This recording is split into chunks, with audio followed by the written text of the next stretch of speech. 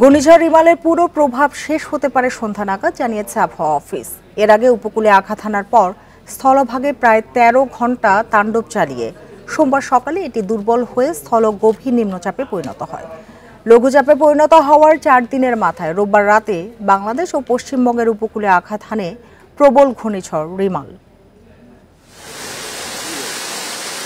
বঙ্গোপসাগরে সৃষ্ট প্রবল ঘূর্ণিঝড় রিমালের মূল কেন্দ্র রোববার রাত ৮টার দিকে দেশের সাতক্ষীরা ও পশ্চিমবঙ্গের সাগরদ্বীপের মাঝামাঝি এলাকা দিয়ে উপকূলে আঘাত হানে। শুরুতে গতিমাত্র ৫০ কিলোমিটার থাকলেও পরে ১২০ কিলোমিটার বেগে দেশের দক্ষিণ পশ্চিম উপকূলে আছড়ে পড়ে। এ সময় ঘূর্ণিঝড় কেন্দ্রে বাতাসের একটানা সর্বোচ্চ গতিবেগ ছিল ১১১ কিলোমিটার। প্রবল এই ঘূর্ণিঝড়টির ব্যাস ৪০০ থেকে ৫০০ কিলোমিটার বলে জানায় আবহাওয়া অফিস।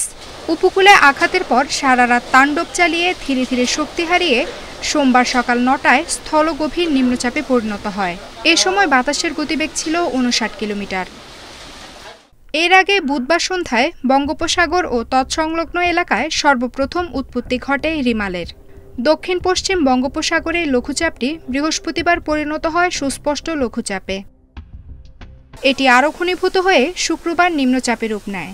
কেন্দ্রে এর বাতাসের একটানা গতিবেগ ছিল ঘন্টায় ৪০ কিলোমিটার। শুক্রবার রাতে নিম্নচাপটি গভীর নিম্নচাপে পরিণত হয়। পূর্ব মধ্য বঙ্গোপসাগর থেকে উত্তর পূর্ব দিকে অগ্রসর হয়ে শনিবার সন্ধ্যায় গভীর নিম্নচাপটি ঘূর্ণিঝড় রিমালে পরিণত হয়। আফসানা আফরোজ জুই, ইন্ডিপেন্ডেন্ট নিউজ, ঢাকা।